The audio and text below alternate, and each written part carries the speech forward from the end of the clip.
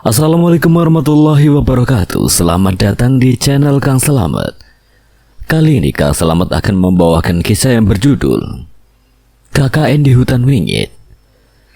Cerita ini ditulis oleh Dais. Sebelum kita masuk ke ceritanya, buat kalian yang belum subscribe channel ini, tekan tombol subscribe-nya terlebih dahulu dan tekan tombol notifikasinya agar kalian tidak ketinggalan cerita seram lainnya dari Kang Selamat. Gak usah berlama-lama lagi, langsung saja kita masuk ke ceritanya. KKN di Hutan Wingit. Si pengung nurah dewa dan saya dan bila tepat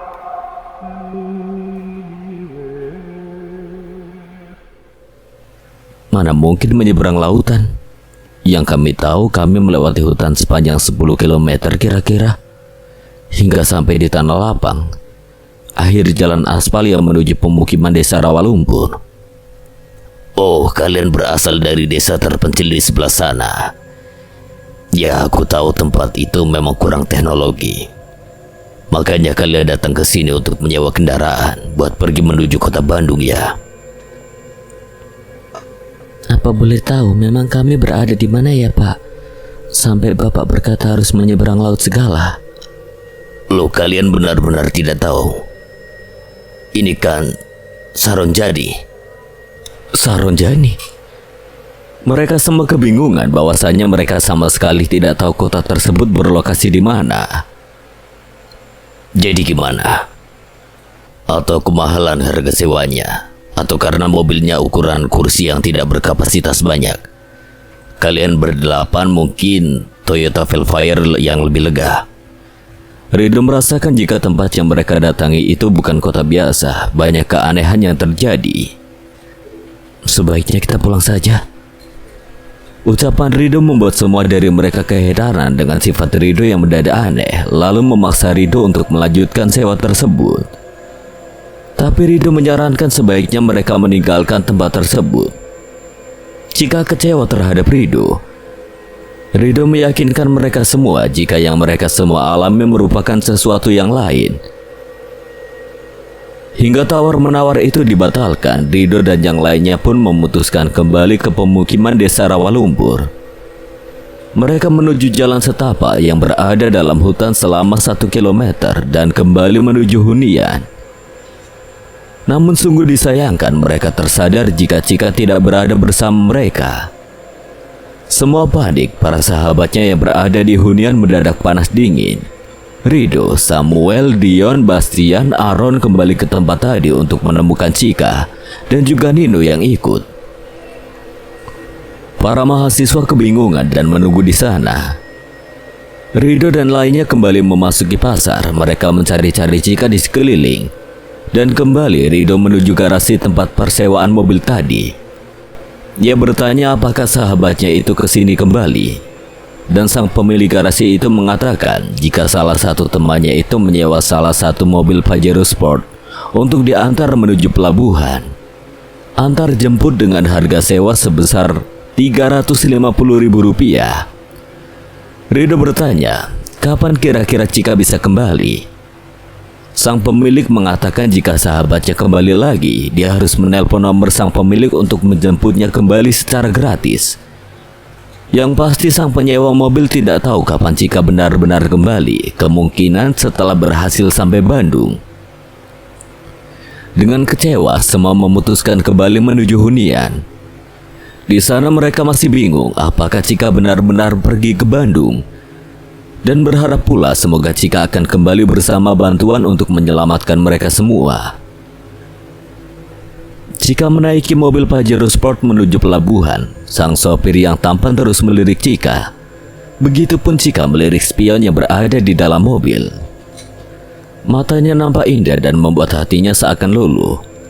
Cika melewati keindahan gedung-gedung bertingkat. Banyak orang berlalu lalang di sisi trotoar jalan. Pakaian mereka sangat bagus, berbeda dengan pakaian yang dimiliki oleh Cika di rumah. Dan yang paling mengesankan adalah kota ini jauh lebih maju ketimbang kota-kota lainnya yang dilihat sewaktu keluar negeri. Jika penasaran dengan harga pakaian yang terjual di mal kota ini, apakah memang betul sangat murah? Mengingat pakaian tersebut sangat begitu glamor, membuat Cika ragu untuk membeli. Nona, apakah orang baru di kota ini? Tiba-tiba suara pengemudi itu mendobrak suasana hening dan menghamburkan pandangan Cika. Iya pak, saya hanya tamu. Jawab Cika yang kini terfokus pada sorotan kedua mata pengemudi itu di spion dalam mobil. Dari mana asalmu? Saya dari Bandung, di sini lagi ngerjain tugas KKN sama temen di desa Rawalumpur. Oh, apa Nona pergi ke Bandung untuk pulang? Iya, saya mau pulang. Di desa itu saya ada masalah. Aku pernah mendengar kisah-kisah seram di desa itu. Kerabatku pernah singgah sehari di sana, Nona, sekedar untuk merasakan kehidupan di desa. Namun ia tidak betah dan kembali lagi ke Saronjadi, dikarenakan katanya ada siluman rawa yang mengintai.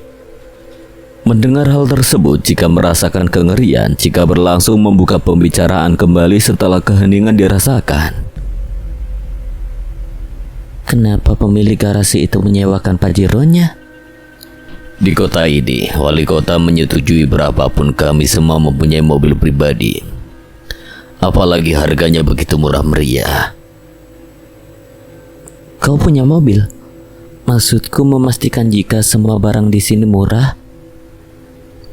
Aku tinggal di apartemen, mobilku 2 buah berupa Toyota Velfire. Anakku punya belasan drone. Kenapa kau bekerja di garasi? Apa tidak ada pekerjaan layak? Daripada terus-terusan berdiam diri saja di apartemen membuat aku bosan. Maksudnya? Jika kebingungan dengan yang dimaksud oleh sang pengendara. Di kota ini semua penduduk mendapatkan gaji setiap hari. Gaji berupa sebuah uang ataupun sebuah berlian. Gaji diberi sesuai berapa lama umur mereka tinggal di kota ini.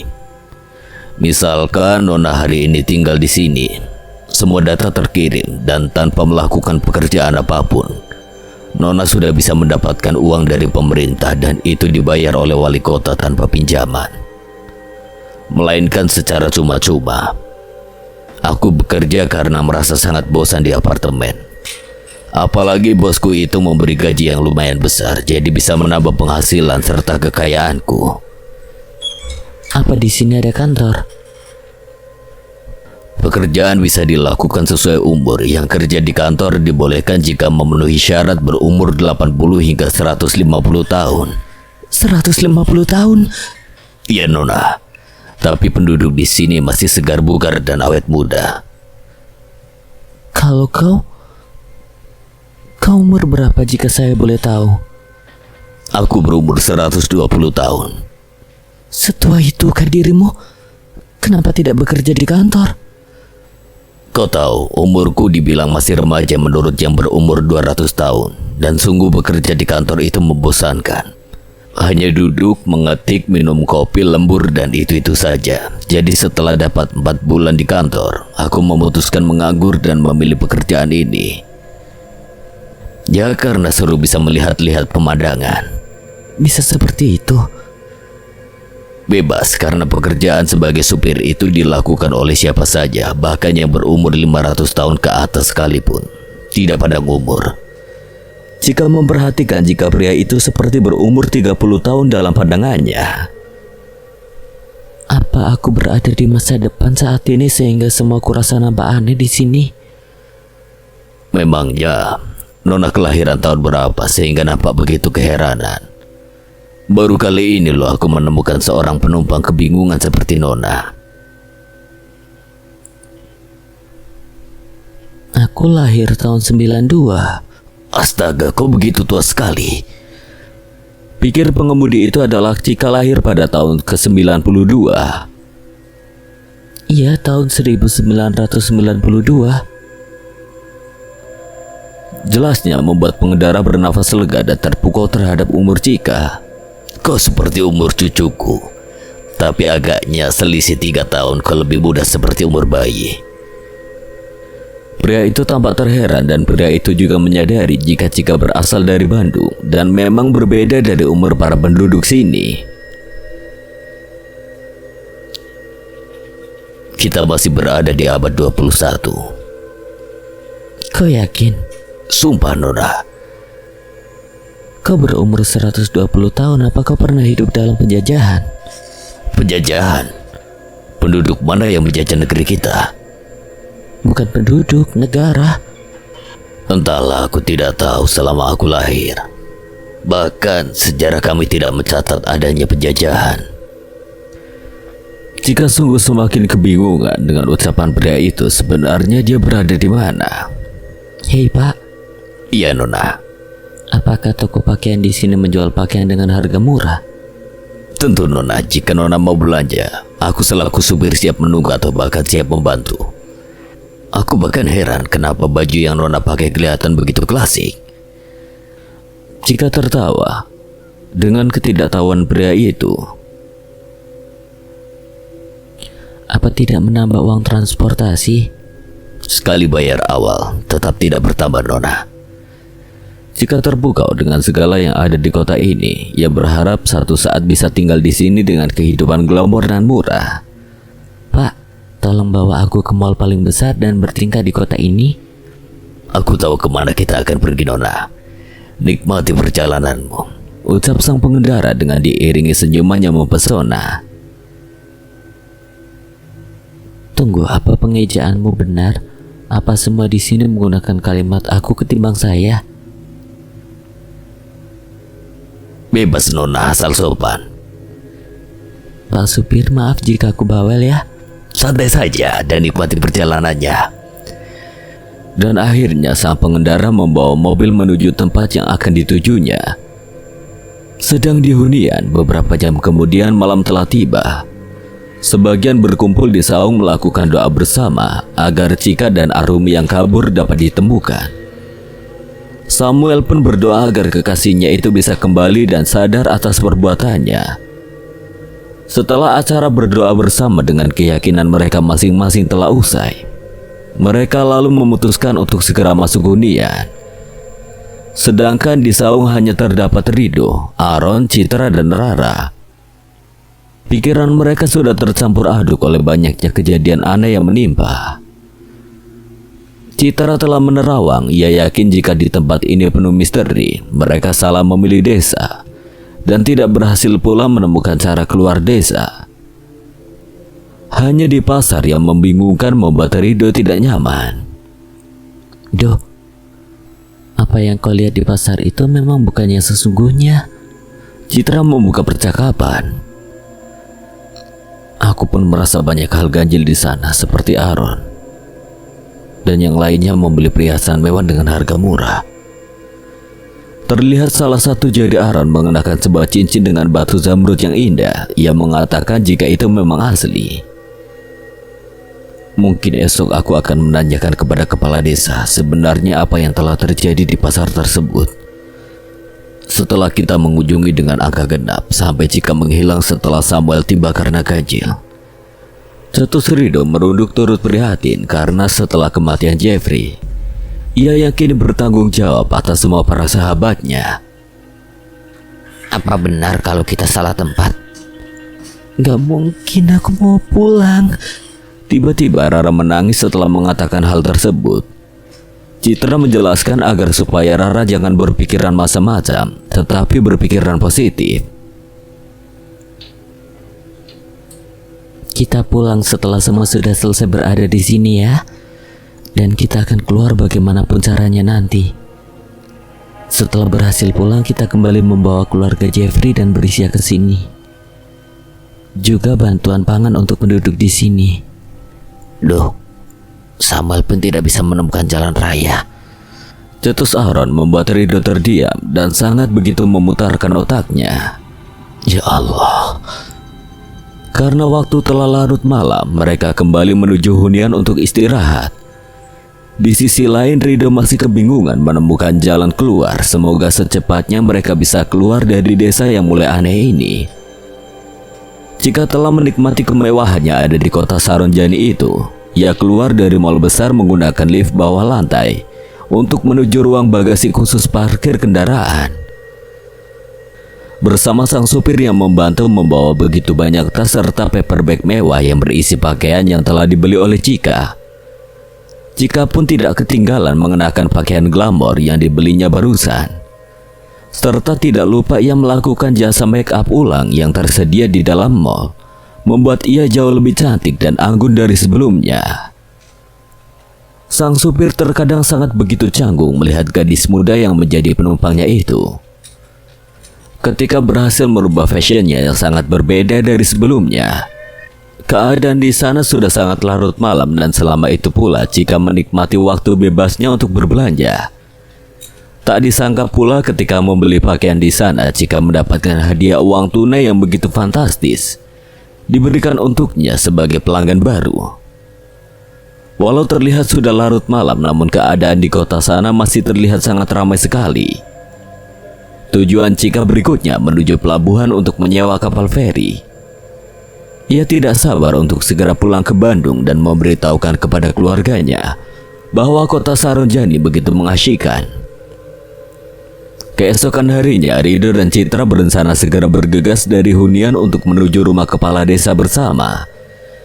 Namun saat itu keadaan desa begitu sepi, tidak terdapat penduduk yang berlalu lalang. Setelah sampai di depan rumah milik kepala desa, Rido berucap salam dengan baik. Namun pintu rumah milik kepala desa belum terbuka. Beberapa menit setelahnya, Rido selalu berucap salam tapi nihil, tanpa jawaban sama sekali. Hingga Rido memutuskan untuk mengecek keadaan di dalam rumah tersebut. Dan benar saja, pintu didorong Rido begitu saja tanpa terkunci. Di sana sebuah ruangan yang besar tidak terdapat penghuni. "Permisi," ucapnya tanpa jawaban kembali. Rido dan Citra saling bertanya kemana kepala desa pergi tanpa mengunci pintu rumahnya. Hingga akhirnya mereka memutuskan kembali menuju hunian. Di sepanjang jalan mereka menuju hunian pun tidak melihat para penduduk berlalu lalang. Biasanya jika pagi, para penduduk berpergian dari satu tempat ke tempat lain. Citra kembali masuk ke huniannya dan melihat sahabatnya sedang duduk beralas tikar di ruang dalam hunian. Citra mengatakan jika sang kepala desa beserta istrinya tidak berada di rumah. Nikita pun mengatakan hari ini ia juga tidak melihat para penduduk yang biasanya mengantri mengambil air di dalam jerambar rawa. Mas Ayu merasa risih. Ia berharap pembicaraan mereka tidak merujuk kepadanya. Mungkin kepala desa mengajak penduduknya untuk pergi ke pasar tadi subuh demi mendapatkan hasil belanjaan yang tidak direbut orang banyak. Yakin mereka ganjil. Citra akhirnya mengatakan jika ada aura jahat yang menipu mereka. Ia membeberkan terdapat 2 aura negatif yang ada di desa ini. Salah satu aura tersebut dibawa mereka para mahasiswa-mahasiswi, dan satu aura yang paling kuat sudah ada di desa ini. Semua kaget dengan yang diucapkan Citra. Kemudian Rara membuka suaranya. "Lalu apa Haromi bagian dari aura negatif yang kita bawa?" Citra menyadari pembicaraan Rara. Ia berpikir dan merasakan jika aura negatif yang ia lihat di tubuh Arumi itu bukan aura negatif biasa. Arumi berada dalam pengaruh aura negatif di desa ini. Jelas Citra. Rara ketakutan dan mencoba untuk menutup kedua telinganya. Mas Ayu sebenarnya ingin mengakui kesalahannya, tapi di sisi lain ia sangat malu. Apalagi dendamnya terhadap Chika tidak terlaksana karena Chika hilang di pasar sana. Rido dan mahasiswa yang lain berada di saung seperti biasanya. Ia mengatakan jika sang kepala desa tidak berada di dalam rumahnya. Bastian pun mengatakan jika pagi ini ia tidak melihat penduduk yang mondar-mandir. Hingga ia berpikiran kemungkinan efek dari kejadian semalam membuat semua penduduk dan kepala desa pergi keluar meninggalkan desa tersebut. Samuel langsung menghardik pembicaraan Bastian, seakan bahwa Bastian menuduh kekasihnya Arumi yang membuat semua ini. Bastian hanya terdiam tanpa ekspresi. "Semua dari kita tidak ada yang bersalah, cuma pengaruh gaib membuat kita menjadi terancam," ucap Rido. Samuel segera pergi meninggalkan para sahabatnya itu menuju hutan untuk mencari kembali kekasihnya. Hingga Dion bertanya apa yang akan dilakukan Samuel. Dia pasti kembali mencari pacarnya, ucap Aaron. Sekarang apa yang harus kita lakukan, Bro? Kita akan berusaha menemukan cara untuk mencari sahabat kita yang hilang lagi. Setelah itu kita pulang. Kita temukan jalan keluarnya, agar kejadian yang Samuel alami tidak akan terjadi kepada kita kelak. Sementara Chika menyewa sebuah hotel setelah malam itu turun dari mobil sewaan. Ia sekaligus memesan satu hotel lagi untuk pengendara karena jarak pelabuhan masih sangat jauh. Paginya ia kembali menuju pelabuhan bersama sang pengendara. Waktu makan telah tiba, tapi mereka semua sudah kehabisan pasokan makanan. Citra mengusulkan bahwa mereka semua sebaiknya mencari bahan makanan di hutan seperti umbi-umbian daripada harus kelaparan. Masayu tidak menuruti perintah Citra, ia lebih memilih tidur di tempat tidurnya. Semua dari mereka akhirnya bergegas mencari bahan makanan ke hutan, namun dengan syarat bersama-sama tidak ada yang boleh terpisah jarak, serta tidak jauh menuju kedalaman hutan. Sementara Samuel memasuki pedalaman hutan tanpa khawatir tersesat. Ia sedikitnya sudah tahu akan jalan keluar dari hutan menuju hunian. Arumi belum dilihatnya lagi semenjak ditinggalkannya pergi untuk mencari jalan keluar dari desa. Ia sempat menyalahkan dirinya sendiri yang tega meninggalkannya. Arumi! Teriak Samuel memanggil kekasih yang paling disayanginya itu. Ia berharap semoga Arumi dapat segera ditemukan dalam kondisi yang baik-baik saja dan tidak buruk. Rido bersama Aaron dan Nino menggali sebuah singkong yang ditemuinya. Dari atas, umbi tersebut sudah kelihatan begitu sangat besar. Loh, Mas Sayu tidak ikut ke hutan ya? Tanya Nino membuka percakapan. Citra bilang Mas Sayu kemungkinan masih trauma untuk masuk ke hutan lagi. Nino kembali melanjutkan penggaliannya setelah menemukan singkong yang didapatkannya di sekitar. Duh, aku udah tidak betah di sini, ingin segera pulang. Kita semua juga tidak betah di sini, Aaron. Tapi mau gimana lagi, kita juga belum menemukan Chika dan Arumi. Jujur aku tidak bisa melawan aura yang menyelimuti Arumi, namun dengan doa bisa menyelamatkan kita dari gangguan Arumi. Aku yakin Arumi telah jadi tumbal Gandhi. Gandhi yang menyebabkan semua ini. Bukan Gandhi, tapi tipu daya iblis membuatnya salah jalan, Aaron. Sampai ia berubah wujud seperti itu. Nino dan Aaron terfokus pada pembicaraan Rido kemudian. Aku berpesan pada kalian. Kalian harus mendengarkanku apabila kalian semua melihat atau mendengar satu keanehan yang tidak mungkin. Jangan diperhatikan, tutup mata dengan kedua tangan kalian sebelum membaca doa perlindungan. Nino dan Aaron menyetujui saran Rido dan Rido meminta mereka juga untuk memberitahukan yang lainnya. Jika telah sampai di pelabuhan dan turun dari Pajero membawa banyaknya tas serta paperback miliknya, ia memasuki sebuah tempat membeli tiket masuk kapal. Akan tetapi saat itu juga ia bertabrakan dengan seorang pria tampan yang tidak sengaja menjatuhkan barang belanjaannya. Mereka berdua merapikan barang belanjaan tersebut dan pria itu mengembalikannya kepada Chika. Sampai sang pria mengenalkan dirinya di hadapan Chika, sungguh Chika pun tidak keberatan. Pandangan itu membuat Chika jatuh hati, apalagi saat ini ia tengah sendiri tanpa memiliki pujaan hati. Sang pria mengajak Chika untuk makan siang di restoran dekat pelabuhan mewah tersebut. Chika menurutinya dengan perasaan yang luluh. Hingga memutuskan membawa Chika membatalkan niatnya untuk pergi ke Bandung demi memilih bersama pria yang langsung jadi kekasih pujaan hatinya itu, serta pikirannya kini melupakan para sahabatnya itu. Dengan begitu, Chika tersesat dalam kota Saronjani dan tidak akan bisa kembali keluar ke dalam dimensi manusia lagi. Menjelang sore, para mahasiswa dan mahasiswi berkumpul di lapangan dekat dengan saung. Mereka membuat api di sana untuk membakar umbi-umbian yang mereka cari di dalam hutan seram. Masayu memilih menjauh dari siapapun. Dia duduk sendiri di atas bangku kayu tanpa siapapun yang mendekat. Nino memperhatikan Masayu akhir-akhir ini seperti lebih suka berdiam diri dan penyendiri semenjak ia keluar dari hutan angker tersebut. Satu persatu umbi-umbian yang telah mereka cuci diletakkan dalam kobaran api yang telah membakar ranting kayu. Samuel masih berada di tengah hutan, jejak kekasihnya masih belum ia temukan. Sempat ingin menyudahi pencarian Arumi, namun ia berpikir pula apa gunanya sebagai pacar tapi tidak berhati malaikat demi menyelamatkan kekasihnya. Walaupun Samuel sosok pria yang terlihat begitu nakal, tapi kesetiaannya patut diapresiasi. Arumi, kamu di mana? Tak lama Samuel memperhatikan ada jejak darah mengarah ke semak-semak.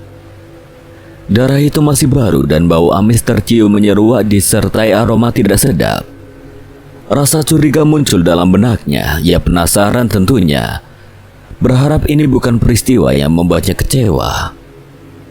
Suara aneh juga terdengar disertai bau busuk dari balik semak, di mana ada jalur darah yang menuju semak tersebut. Di sana pula terdengar seperti geraman suara hewan yang tengah menyantap sesuatu. Samuel perlahan mendekati semak tersebut, jantungnya berdegup kencang tidak beraturan. Setelah memberanikan diri, Samuel menyibak semak belukar bercak darah tersebut. Dan ia menemukan kekasihnya tengah berjongkok dengan pakaian berlumur darah segar memakan bangkai hewan, yakni musang. Arumi tidak memperdulikan keberadaan Samuel. Kelopak matanya berwarna hitam dan mulutnya sibuk mengunyah daging busuk tersebut. Samuel mual melihat hal itu hingga ia memanggil kekasih hatinya tersebut. Arumi. Arumi berhenti mengunyah dan dengan cepat pergerakan mata hitamnya tersorot menatap Samuel dengan tajam. Umbi-umbian yang dibakar sudah matang dan tercium dari aromanya. Semua sangat antusias mendekati api yang masih menyala itu untuk segera mengeluarkan umbi-umbiannya yang telah dibakar. Terkecuali Masayu. Ye, makan. Ucap Nikita antusias. Semua mengambil umbi tersebut menggunakan sebatang ranting pohon satu persatu, kemudian mengumpulkannya di wadah yang terbuat dari wadah bambu. Semua berkumpul untuk segera menyantap bersama, terkecuali Masayu yang masih diam duduk di bangku kayu yang paling jauh. Citra mendekati Masayu kemudian mengajaknya untuk bergabung, tetapi Masayu menolaknya dan mengatakan jika ia tidak lapar sama sekali. Citra melihat pergerakan Nino yang seakan mengatakan biar ia saja yang menaklukkan Masayu. Citra pun menyetujui hal yang diinginkan Nino. Nino mendekati Masayu yang nampak menjatuhkan sebelah air matanya. Nino duduk di sebelahnya. Masayu masih tidak peduli. Nino memberi sebuah ubi ungu berukuran sangat besar kepadanya. Masayu tidak menghiraukan pemberian Nino sampai Nino mengatakan jika ia sangat peduli terhadap kondisi Masayu. Masayu menoleh ke arah Nino dengan raut wajah yang nampak sedih. Ia mengucapkan terima kasih karena telah memperhatikannya walaupun Masayu tidak pernah menganggapnya. Sahabat mereka yang lain pun nampak tersenyum bahagia melihat adegan romantika tuan pendiam dan si nyonya egois tersebut. Sampai Bastian menggoda mereka membuat segelintir dari mereka tertawa. Masayu pun tiba-tiba tersenyum malu membuat Nino begitu bahagia melihat senyum pertama dari wajah Masayu di hadapannya. Tak berapa lama, cinta tersadar bahwa di sisi mereka tidak terdapat keberadaan Samuel. Sangat disayangkan Samuel tidak menyantap umbi bersama. Di mana Samuel? Seketika pertanyaan cinta dibalas langsung oleh Samuel yang kini berada tepat di belakang mereka. Hei, aku di sini, ucap Samuel. Semua menoleh ke arah Samuel dan terkejut memandang pemandangan keadaan Samuel yang sangat tidak layak untuk dilihat. Samuel mengalami goresan luka di sekujur tangannya disertai darah mengalir segar. Apalagi sebelah matanya seperti hancur pecah berganti dengan noda darah. Perutnya terkoyak hingga seperti ada sebuah jaringan usus hampir muncul menyembul dari belahan perutnya yang bolong bercampur darah. Mereka tersentak kaget dan Rara menjerit. Rido beristighfar, kemudian ia mendekati Samuel yang menangis menahan sakit itu. Ada apa denganmu, Sam? Siapa yang melakukan ini? Kalian harus menjauhi Arumi. Arumi benar-benar sudah berubah, dia bukan pacarku lagi. Samuel pun terkulai lemas hingga ia terjatuh. Semua menghampiri Samuel terkecuali Rara yang ketakutan. Ia masih menangis di tempatnya. Samuel mengalami masa-masa sekarat. Semua sangat terharu melihat kondisinya kini. Segera Rido ingin memapahnya, akan tetapi tubuh Samuel tiba-tiba terseret sangat cepat dan tubuhnya memasuki hutan kembali. Samuel sebelumnya mendapatkan pesan dari Arumi yang tersadar setelah mencelakainya, dan ia kemudian berteriak jika mereka para sahabatnya harus menemukan portal gaib yang dimaksud oleh Arumi sebelum para penghuni gaib menghabisi mereka semua. Rido mengejar Samuel masuk ke dalam hutan bersama para sahabatnya yang lain, terkecuali Nikita dan Rara serta Masayu yang ketakutan.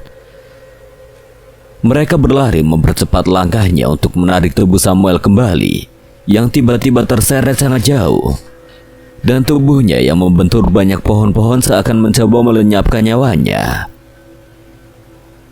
Sampai tubuh Samuel yang sudah tidak bernyawa berada di bawah kaki Arumi yang berlumuran darah berbau busuk.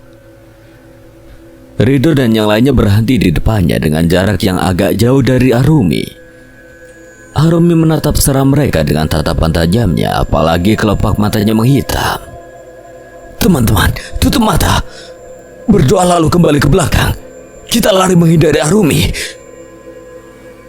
Rido menyarankan para sahabatnya menutup mata mereka termasuk Citra, kemudian berbalik badan dan lari menjauh dari Arumi. Mereka saling bercepat-cepatan dalam lari berharap Arumi tidak mengejarnya. Mereka kembali masuk berbondong-bondong ke dalam hunian masing-masing lalu mengunci pintunya. Sudah tidak aman lagi, aku mau pulang. Rara ketakutan. Setidaknya kita amankan situasi di dalam hunian dulu. Tak berapa lama ketukan pintu yang menggebrak sangat kencang terdengar dari hunian para mahasiswa. Tidak ada yang berani membukanya. Rido kemudian membaca doa agar terhindar dari gangguan gaib tersebut. Citra bersama para sahabatnya pun tidak lupa untuk berdoa bersama agar terhindar dari gangguan Arumi yang sangat misterius itu. Arumi pembunuh. Rara menangis. Kita harus merelakan yang terjadi. Makhluk gaib itu telah singgah ke tubuh Arumi. Arumi terkunci di dalam tubuhnya sendiri atas pengaruh aura yang dimiliki penghuni sini. Kenapa seperti itu? Kenapa? Rara semakin menangis sejadinya. Kemungkinan Arumi telah menodai tempat mereka hingga kita semua mengalami kejadian ini. Ucap cinta mereka tidak tahu harus berbuat apa selanjutnya. Yang mereka harap dengan persembunyiannya ini Arumi tidak bisa melukai mereka semua. Malam telah tiba, keadaan telah berubah sejak 3 jam yang lalu. Saat ini waktu telah menunjukkan hampir setengah 8 malam. Sedari habis melaksanakan sholat, Rido berdiri terus-menerus di depan hunian sambil berjaga-jaga memastikan yang akan terjadi nanti, agar mereka selalu waspada. Rumah-rumah penduduk nampak gelap karena cahaya pelita tidak menyala. Apalagi para penduduk pun belum ada tanda-tanda kehadiran mereka kembali. Kemana mereka semua pergi? Aron keluar dari balik pintu menemui Rido yang berdiri di luar hunian. Sepertinya penduduk benar-benar meninggalkan kita semua di sini. Cetus Aron memecahkan keheningan malam yang dirasakan oleh Rido. Rido tidak menjawab pembicaraan Aron. Yang hanya di pikirannya saat ini, bagaimana caranya mereka berhasil keluar sebelum satu persatu nyawa mereka melayang. Rido dan Aron masih berada di luar hunian, sedangkan yang lainnya seperti Dion, Bastian, dan Nino tengah berkumpul di tengah ruang hunian. Mereka semua merenungkan yang telah terjadi. Rasa keinginan untuk keluar dari desa ini sudah menggebu-gebu. Apalagi kini Bastian dari raut wajahnya nampak pucat pasi. Ia sepertinya sedang sakit karena kelelahan dan kurang vitamin. Matanya nampak rabun dari penglihatannya hingga Bastian meminta izin untuk istirahat duluan. Nino dan Dion saling terdiam sunyi seperti biasanya. Dion pun tidak membuka suaranya duluan di hadapan orang pendiam tersebut. Rido dan Aaron kembali memasuki hunian. Di dalam hunian mereka mendiskusikan satu rencana agar mereka bisa pulang. Besok kita rencanakan hal selanjutnya. Kita semua coba untuk berjalan menembus jalur ramai. Siapa tahu di perjalanan ada seseorang yang bisa membantu kita pulang. Kamu yakin kita akan bisa keluar? Aku masih percaya apa yang Samuel katakan ketika ia mencari jalan pulang. Dia selalu bertemu bis yang sama. Oh iya, kalian ingat waktu ketika Samuel terseret ke dalam hutan? Dia mengatakan kita harus menemukan portal gaibnya. Apa maksudnya ya? Cetus Aaron yang kebingungan. Portal gaib. Rido terheran dengan apa yang dimaksudkan oleh Samuel itu. Apa Samuel tahu semuanya? Pikir mereka. Keesokan harinya, Bastian mengalami demam tinggi sehingga hari itu Rido senantiasa menjaga sahabatnya. Sedangkan Aaron, Dion, dan Nino meminta izin untuk pergi mencari umbi-umbian kembali di dalam hutan bersama mahasiswi perempuan yang lainnya. Rido menggenggam sebuah gelas keramik berisi air putih yang telah dibacakan doa. Setelah dibacakan doa, air tersebut nantinya akan digunakan Rido untuk mengompres kening Bastian yang terlelap. Tidak lama Aaron datang menanyakan kondisi tentang keadaan Bastian. Rido mengarahkan pandangannya ke arah Aaron dengan tatapan tidak suka, membuat Aaron terheran sehingga bertanya apa Rido baik-baik saja. Rido berdiri dari posisi duduknya bersebelahan dengan Bastian yang terbaring di tempat tidurnya. Rido masih menggenggam cangkir keramik berisi air yang telah ia bacakan surat-surat pendek dalam kitab suci. Rido kemudian mendekati Aaron dengan rasa kebencian, membuat Aaron ketakutan. Jangan bersembunyi di balik kesengsaraan kami. Kau yang menyebabkan kami semua terancam. Menyalah kau dari hadapanku. Segera Rido melemparkan cangkir keramik berisi air yang telah didoakannya ke hadapan Aaron. Dan cangkir keramik tersebut membentur kening Aaron hingga melukainya dan mengeluarkan darah. Aaron berteriak keras, namun suara tersebut terdengar sangat besar seperti suara iblis. Setelah itu Aaron hancur menjadi asap hitam yang tertiup angin menuju luar hunian. Pintu pun ikut tertutup dengan cepat. Rido berucap istighfar berkali-kali setelah melihat kejadian-kejadian janggal itu, juga agar hatinya senantiasa tenang dan damai. Bastian terbangun setelah melihat kejadian tersebut. Dia bertanya suara milik siapa yang membuatnya terbangun. Rido menjawab, "Mungkin kau hanya bermimpi, jadi terkejut dan membuka mata." Rido tersenyum. Bastian tidak mengerti. Citra berhasil menemukan umbi yang begitu banyak. Ditambah keranjang yang dibawanya terdapat seikat bayam segar yang dipetiknya di hutan. Lalu terdapat juga banyak kentang berukuran lumayan besar, serta jamur yang tidak beracun untuk dimasaknya nanti. Masayu dan Nino bersama-sama mencari umbi yang bisa dimakan, sampai-sampai mereka berdua menemukan bengkuang begitu besar. Nikita dan Cinta, dua sahabat bagai saudara. Mereka berdua lebih jauh mencari bahan makanan. Di keranjang mereka telah terkumpul singkong dan ubi talas. Sepertinya mereka bisa menstok makanan sampai esok. Sampai di mana mereka bahagia sekali menemukan sebuah perkebunan yang tidak pernah dijajah oleh siapapun. Karena tempat yang mereka tuju untuk mencari bahan makanan itu berbeda dari jalur yang sering dilewati masuk hutan. Mereka berdua memanggil teman-teman yang lainnya, bahwasanya ladang tersebut juga ditanami padi yang hampir masak. Serta ada banyak pohon buah yang berjejer seperti mangga, pepaya, pisang, semangka, juga tanaman lompong yang nampak hijau. Dan tanaman-tanaman yang lainnya. Citra memastikan terlebih dahulu apa kebun tersebut benar-benar kebun yang telah ditinggalkan oleh pemiliknya. Kita pastikan dulu apa di sini benar-benar ladang yang ditinggalkan pemiliknya. Di sisi ladang terdapat sebuah saung yang sepertinya untuk digunakan oleh seseorang yang menjaga ladang tersebut sambil berteduh di sana. Beberapa dari mereka pergi ke saung tersebut dan duduk-duduk sambil memandang tanaman-tanaman yang tersusun rapi itu. Tak lama terdapat seorang pria tua yang mengenakan pakaian petani menghampiri mereka semua di ladang tersebut. Permisi, ada yang bisa saya bantu, nak? Tanya pria itu di hadapan Citra. Citra tersadar atas kedatangan pria tersebut yang sepertinya pria tua itu yang memiliki ladang sebesar ini. Maaf kek, sebelumnya kami tidak bermaksud mencuri.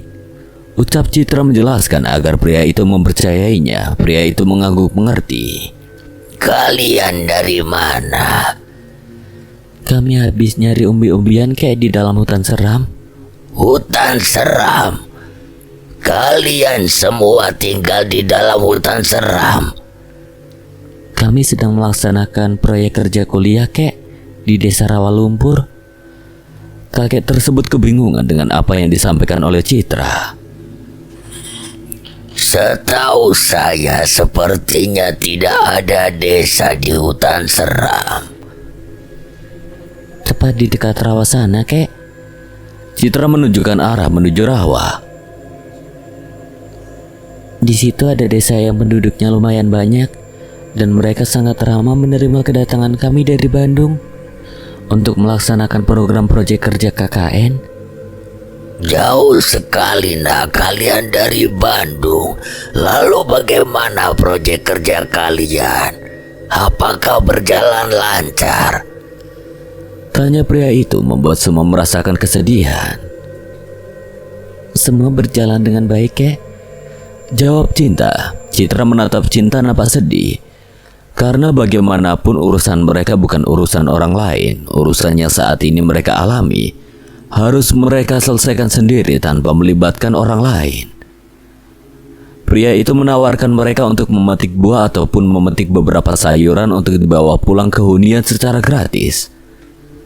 Tentu membuat yang lain sangat bahagia, namun Citra mengatakan jika kebutuhan makanan sudah banyak, jadi tidak perlu lagi untuk bawa pulang.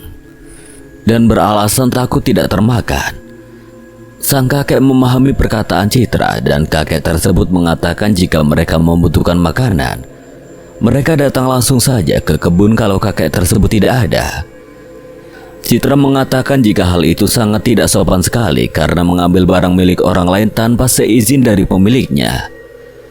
Kakek tersebut mengatakan ia dan para penduduk tidak keberatan sama sekali siapapun orang yang membutuhkan makanan.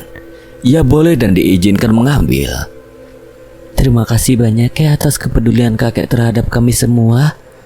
Saya memahami apa yang kalian semua rasakan. Karena bagaimanapun juga rasanya merantau di desa terpencil itu terasa sangat pahit. Banyak kebutuhan makanan yang sering tidak mencukupi. Hingga harus bertahan hidup meski kelaparan melanda. Saat ini mereka menemukan tempat untuk mencari makanan karena kebaikan kakek itu. Citra berharap tidak ada yang dari mereka membeberkan peristiwa yang telah dialami oleh mereka di desa tersebut. Mereka semua kembali menuju hunian setelah berpamitan meninggalkan ladang yang dimiliki oleh pria tua itu. Seperti biasa, beberapa dari mereka menyalakan api unggun kecil berlokasi di lapangan kemarin.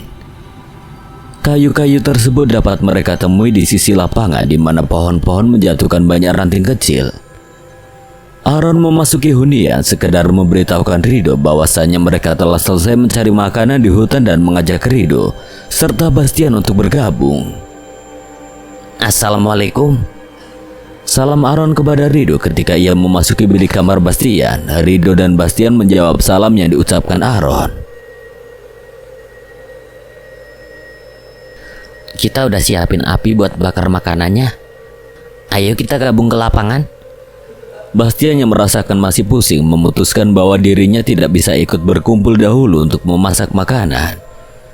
Rido dan Aaron memahami dan meminta izin pergi meninggalkannya sendirian dan akan kembali ke biliknya untuk mengantar makanan. Bastian pun mengucapkan banyak terima kasih kepada para sahabatnya itu. Sungguh dalam keadaan seperti demikian, Masih ada orang yang baik mau menolongnya. Justru keberadaan sahabat memang sangat menyenangkan sekali. Sedangkan Citra, Rara, dan Masayu memutuskan untuk pergi menuju rawa untuk mencuci sayuran yang mereka temukan di hutan untuk dimasak di dapur hunian. Masayu kini sudah sangat berubah semenjak kematian Jeffrey mungkin membuatnya sadar bahwa ia juga membutuhkan perhatian dari yang lain. Ketika satu orang yang disukainya pergi, tidak akan pernah kembali lagi. Hal tersebut menjadi pelajaran baginya bahwa memiliki teman banyak membuatnya jauh lebih bahagia. Itulah sahabat, hal kedua yang paling penting dari segala yang ada.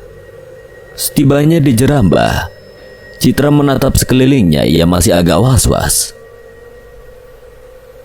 Ditakutkan akan muncul gangguan gaib kembali, namun pikiran tersebut ditepisnya. Karena berpikiran buruk dapat membuatnya semakin percaya dengan hal negatif.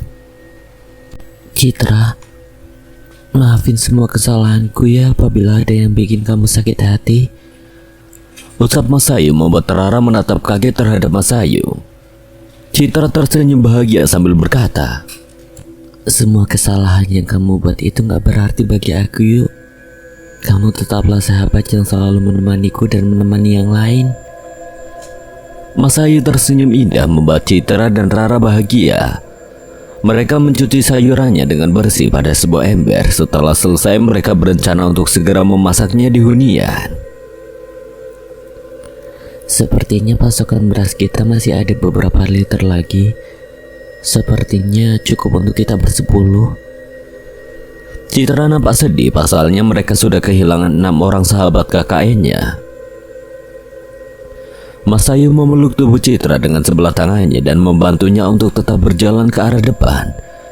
Masayu berharap dengan perubahannya ini membuat para sahabatnya akan semakin nyaman terhadapnya. Bastian terbaring memejamkan kedua bola matanya. Ia sebenarnya masih terjaga, tapi karena saat ini kondisinya sedang tidak enak badan, ia lebih baik mencoba untuk terbawa dalam tidurnya. Tiba-tiba pelita yang ada di meja sebelah tempat tidurnya terjatuh di lantai beralaskan karpet anyaman.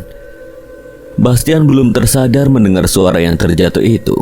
Api semakin membesar, apalagi minyak tanah tersebar begitu saja, sehingga api mengikutinya kemanapun minyak tersebut pergi.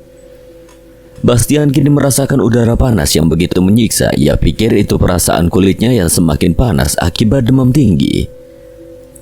Akan tetapi setelah ia membuka mata dalam keadaan yang masih terbaring, ia mendapati seluruh bilik kamarnya terbakar.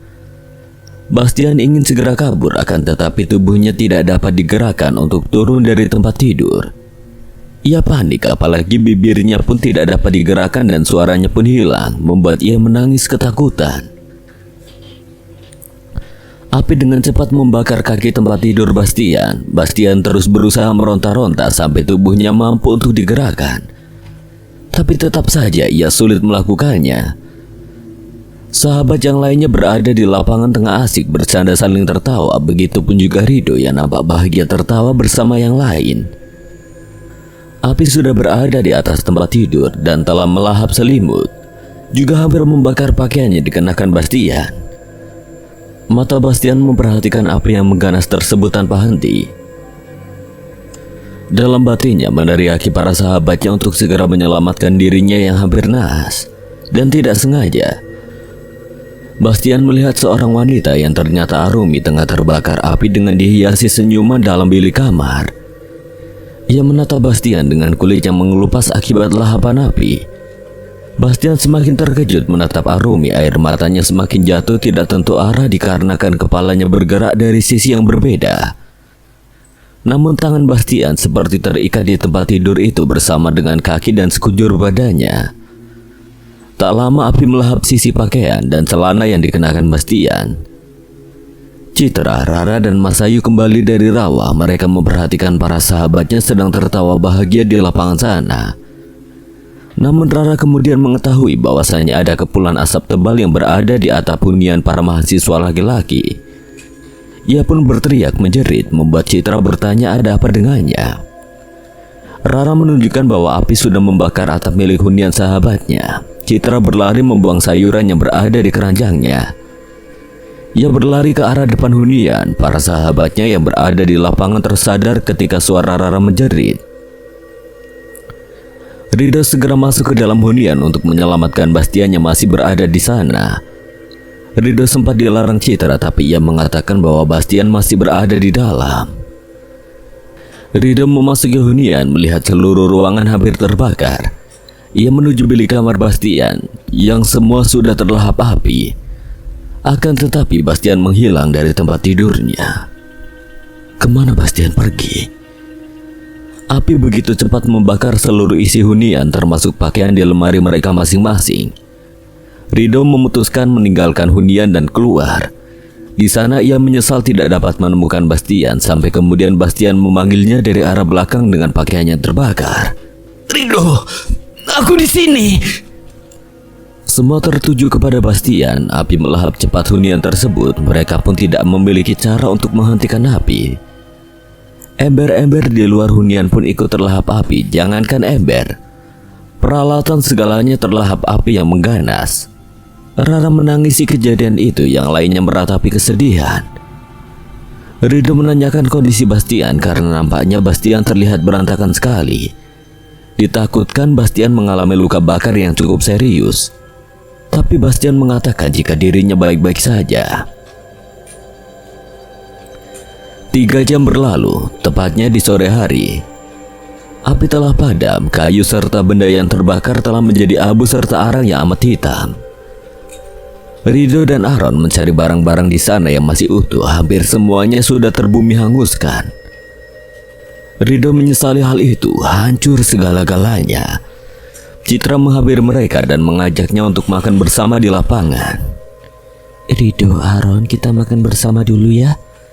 Kalian pasti lapar sekali, sedari pagi belum makan kan? Aku tidak lapar, Citra. Aaron, kamu pergi duluan saja bersama Citra ke lapangan. Aaron menatap jika Ridho nampak bersedih sekali. Ia tidak tega meninggalkannya sendirian hingga mengatakan kepada Citra bahwa ia pun juga tidak lapar. Aku juga belum lapar, Citra. Citra memahami apa yang mereka katakan. Kesedihan yang dirasakan mereka turut dirasakannya pula dengan sangat dalam. Sampai-sampai terkadang Citra merasakan hatinya begitu sesak. Citra akhirnya pergi ke lapangan meninggalkan mereka berdua. Tidak lama Ridho melihat ada sebuah buku bersampul perak di balik debu-debu dan arang. Segera ia mengambil sebuah buku berwarna silver tersebut dan mendapati bahwa itu sebuah Al-Quran miliknya. Ridho bahagia ketika Al-Quran kesayangannya masih utuh dan hanya sedikit terbakar di ujung sisi sampul yang berlapis warna perak tersebut. Surah-surahnya nampak utuh, tidak terbakar satu lembar pun. Aaron terlihat bahagia setelah melihat apa yang ditemukan oleh Ridho itu. Mereka berdua akhirnya kembali menuju lapangan untuk makan bersama. Mereka kini sudah tidak memiliki apa-apa lagi, hanya satu hunian tersisa. Hal apa yang mereka akan katakan ketika kepala desa dan penduduk kembali? Kita gagal untuk pulang dan kini gagal menjaga hunian mereka. Ini kesalahanku, semua karena aku. Tidak, itu kesalahanku. Mungkin sewaktu aku tidur tidak sengaja tanganku menyentak pelita tersebut, kemudian jatuh dan terbakar. Sudah, semuanya tidak bersalah, ini hanya kecelakaan yang tidak disengaja. Ucap Cinta menenangkan, namun Citra membuka suara. Ini bukan satu kecelakaan, ini semua gangguan dari makhluk gaib yang tidak suka akan kehadiran kita. Mereka yang melakukan ini kepada kita semua, kepada Arumi dan juga Gandhi yang memulai semuanya. Benarkah yang kau ucapkan, Citra? Tanya salah satu dari mereka sampai Citra akhirnya membuka suara dan membeberkan penglihatannya.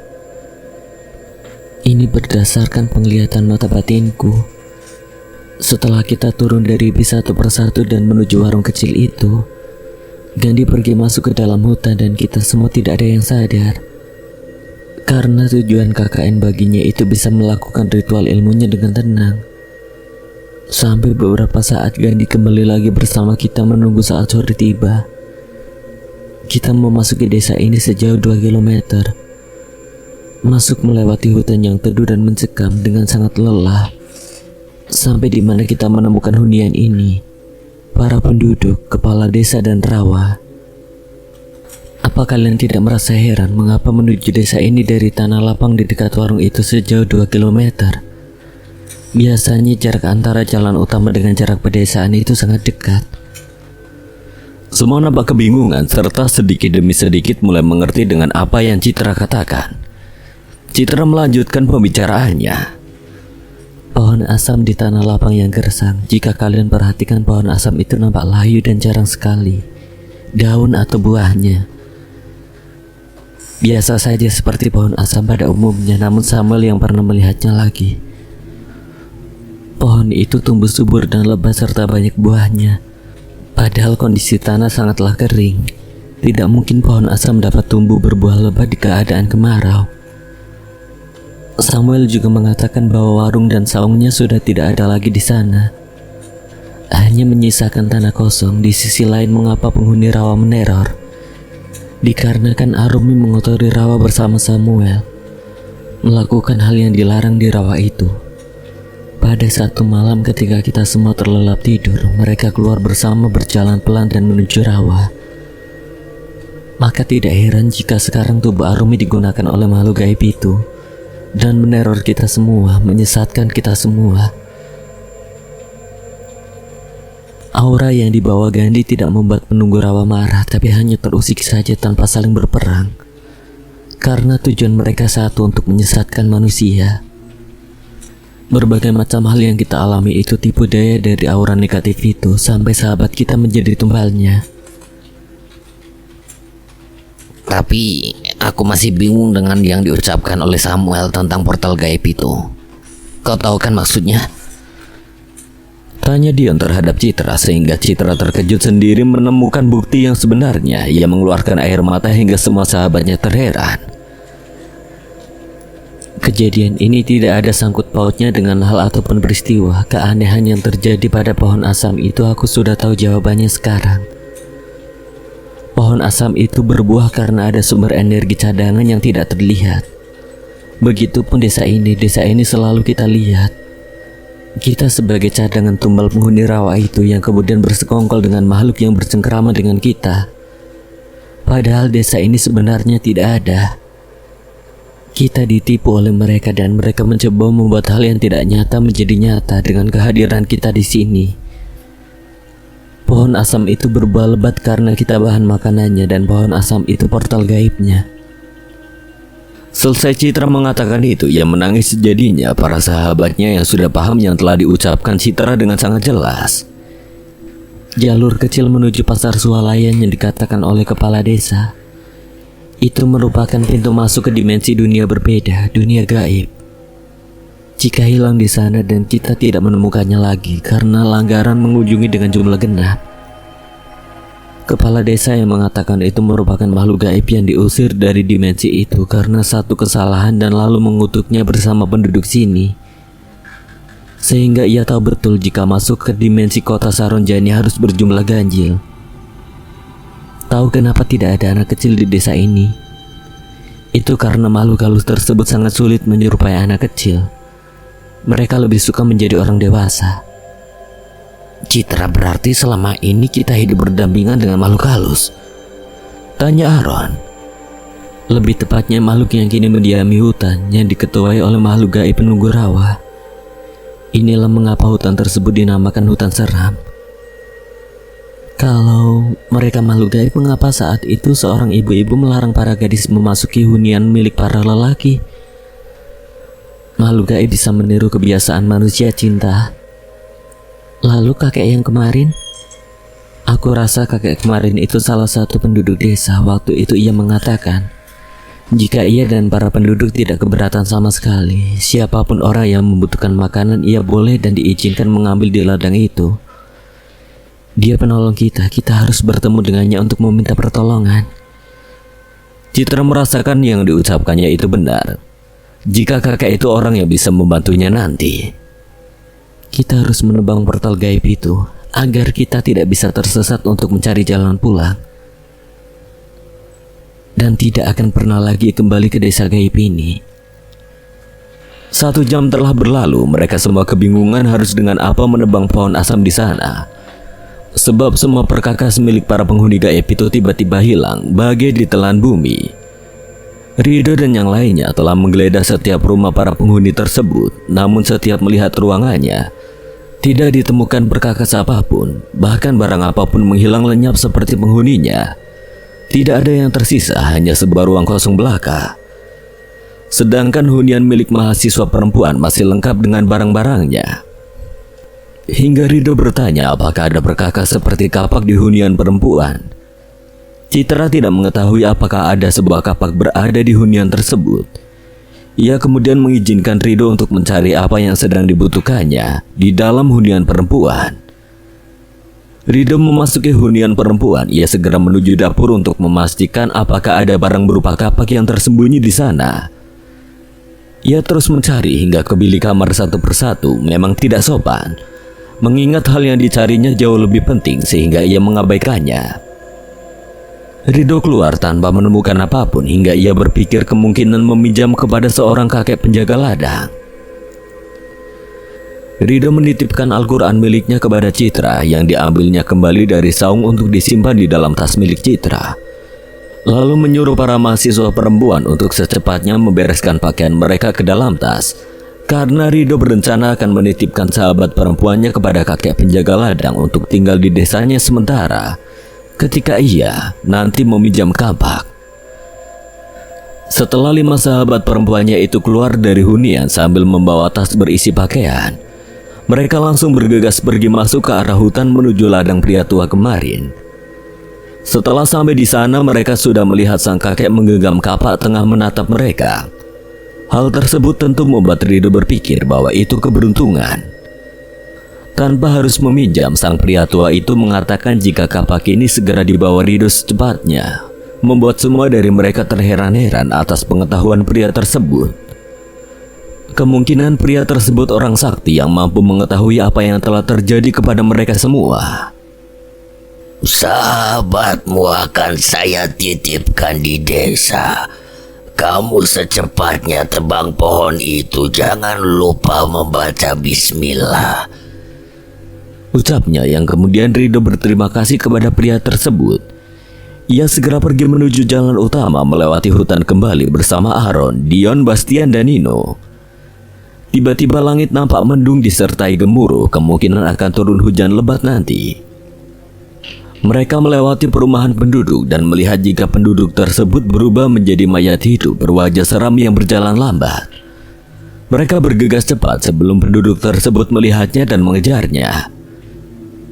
Rido berlari lebih cepat ketimbang 4 orang sahabatnya. Mereka sudah masuk ke dalam hutan dengan jalur yang menuju jalan utama. Terus mereka berlari dengan keadaan yang begitu melelahkan. Ditambah hujan sudah mengguyur pedalaman hutan hingga tanah telah terbasahkan, membuat Bastian terpeleset karena licinnya tanah yang dipijaknya. Apalagi ia berada di posisi paling belakang. Dari kejauhan ia melihat Gandhi yang memanggilnya tengah berlari ke arahnya.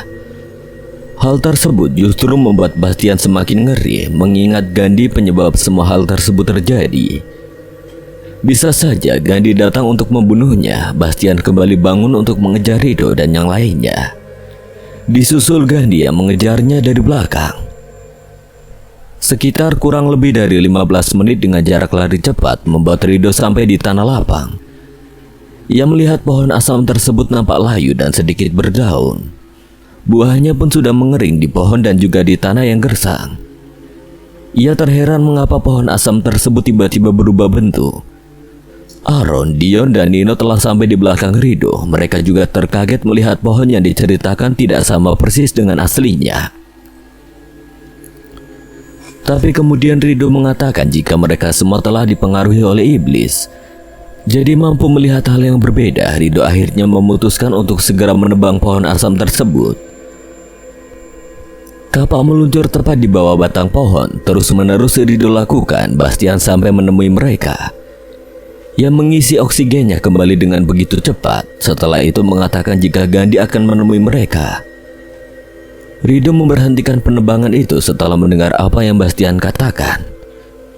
Dan benar saja, Gandhi mendekati mereka membuat semua dari mereka ketakutan terkecuali Rido. Mau apa kemari? Teriak Bastian seakan tidak membutuhkan Gandhi lagi untuk menemui mereka. Dari raut wajahnya, Gandhi terlihat begitu sangat kecewa. Ia kemudian mengatakan jika ia menyesal dan ia bersedia dipenjara atas tindakannya membunuh dan mencelakai para sahabatnya.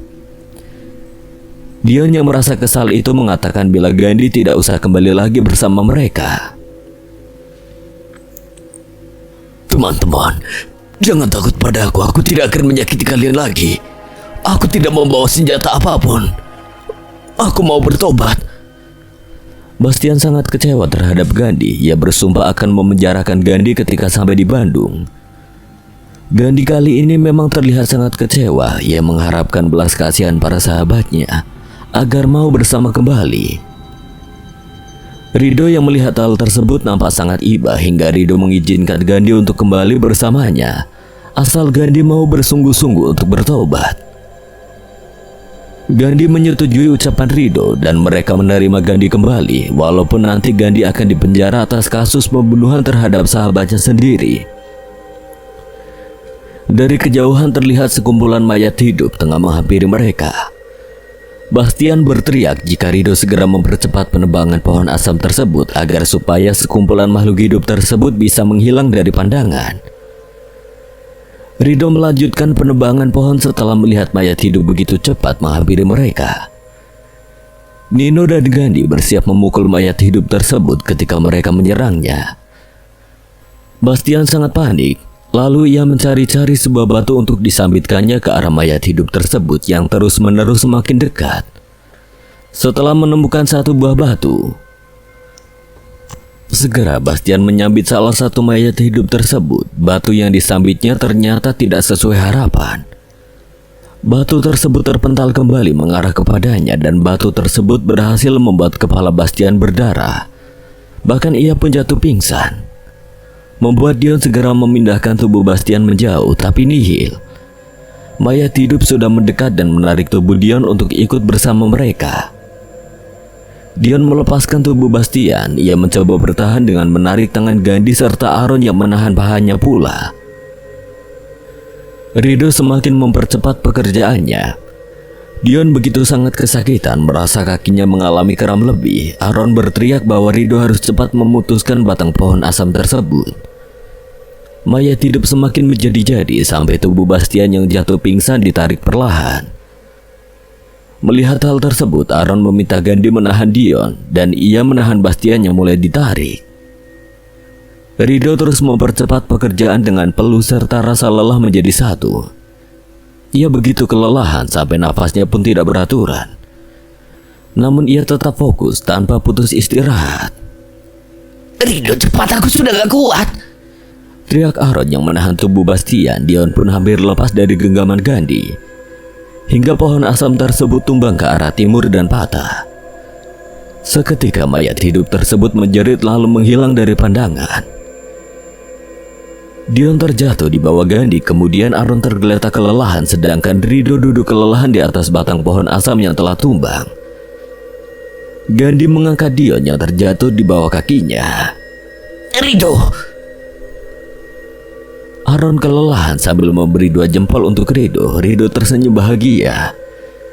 Tak lama hujan berhenti dan di sebelah mereka terdapat warung yang buka serta saung yang terdapat banyak orang bersantai tengah menatap mereka keheranan. Pohon asam tersebut telah lenyap tanpa bekas ataupun sisa apapun. Kapak di tangan Rido pun telah lenyap. Dari arah hutan seorang kakek penjaga ladang datang kembali, kemudian mengajak mereka untuk menuju desanya yang berjarak 200 meter dari tanah lapang. Sampailah mereka di desa bernama Kayu Manis. Rido yang memapa Bastian karena pingsan bertemu dengan Citra.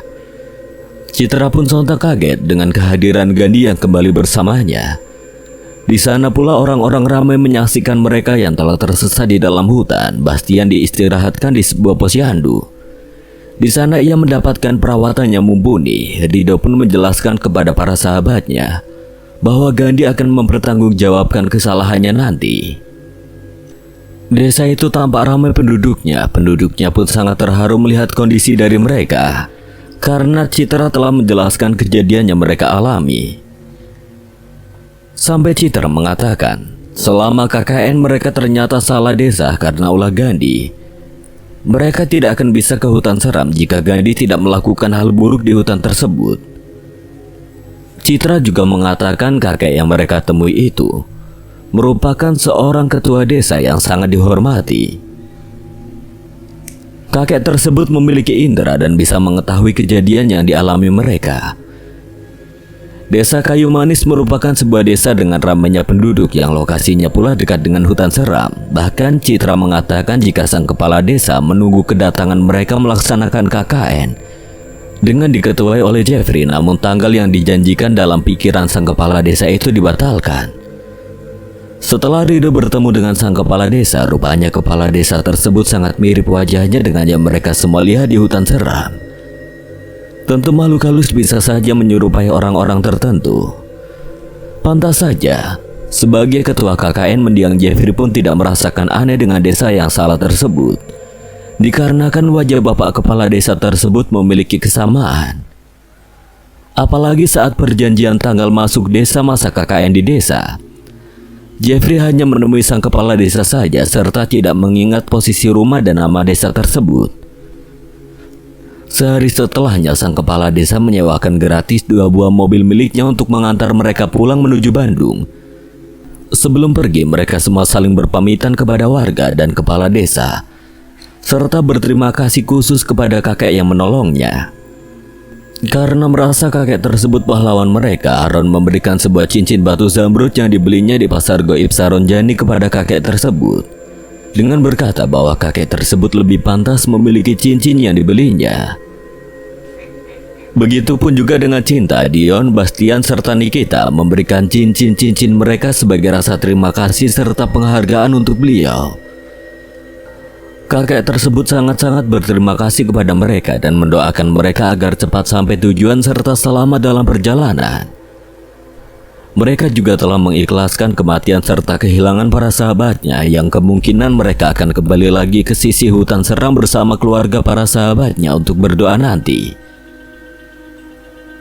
Mereka semua memasuki mobil pengantar masing-masing yang dikendarai oleh penduduk desa Kayu Manis yang senang hati mengantar pulang mereka. Dalam perjalanan, mereka melewati hutan-hutan sebelumnya, hutan di mana arah pertama mereka menuju desa untuk KKN. Aaron sampai teringat dengan cerita mendiang Samuel bahwa ada sebuah bis yang menabrak pohon di jalan. Namun sepanjang 5 km, Aaron yang penasaran lalu memperhatikan sekeliling pemandangan hutan. Ia tetap saja tidak dapat menemukan keberadaan bis tersebut. Kemungkinan bis tersebut ikut hilang bersamaan dengan pohon asam yang tertebang. Padahal jika diperhatikan, bis tersebut berada 15 meter di dalam hutan. Sekian. Dan terima kasih buat Dais yang telah mengizinkan saya membawakan ceritanya. Apabila ada kesalahan atau kekurangan, Kang Selamat memohon maaf sebesar-besarnya. Dan akhir kata, Kang Selamat pamit undur diri. Wassalamualaikum warahmatullahi wabarakatuh.